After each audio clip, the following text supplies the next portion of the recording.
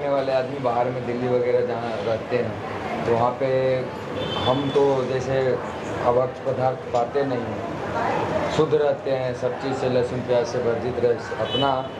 और कोई बच्चा छोटा अगर दूसरा रूम से आके और अभक्त पदार्थ वगैरह पाता है और मेरा बर्तन में सिर्फ टच कर देता है, क्या उस बर्तन को हटाना चाहिए? ये प्रश्न इनका ये है कि हम लोग बाहर रहते नौकरी चाकरी करते हैं, वहाँ पर शाकाहारी हैं हम लोग, लहसुन प्याज भी नहीं खाते हैं। और बाकी जो लोग हैं उस होटल में कहो या वहाँ जहाँ भी नौकरी करते हैं लोग डिब्बे लाते हैं, तो हो सकता है हम बैठ के साथ में खाते हैं, तो कभी कभी मांस अंडे वगैरह जो रहते हैं उनका हमारे बर्तन से टच हो जाता है, तो हम उस बर्तन का क्या करें? प्रत्येक बर्तन की मांजने के बाद शुद्धि हो सकती है। अगर आपके बर्तन से कोई टच हो गया, उससे आपका बर्तन दूषित हो गया, ये बिल्कुल भी ऐसा नहीं है। बर्तन से बर्तन टच होने पे बर्तन डर होगा।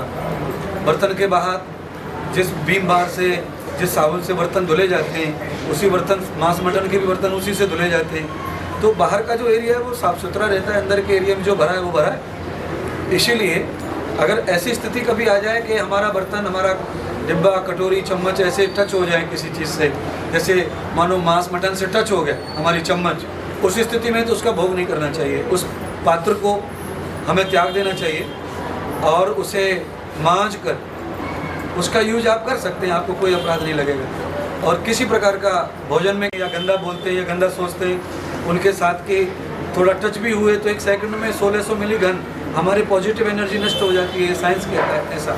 तो इस तरह का नुकसान शरीर को हो सकता है, पर पात्र जो होता है उसमें जड़ता होती है, उसमें कोई हार्मोन्स नहीं होते, उसमें प्राण नहीं होते, इसलिए उसका और उसका कोई संबंध नुकसान वाला नहीं है। मानव का, हमारा और आपका नुकसान, अगर हम इस तरह किसी व्यक्ति से टच हो गए तो हमारा नुकसान पक्का है। हमारी बॉडी पर, हमारे मन पर हर चीज़ का प्रभाव पड़ेगा उसका, क्योंकि हमारी बॉडी में जंतु होते हैं, हार्मोन्स होते हैं, हमारी बॉडी बैक्टीरिया लेती है, बैक्टीरिया देती है, उसके बैक्टीरिया हमारी बॉडी एडजस्ट कर लेगी।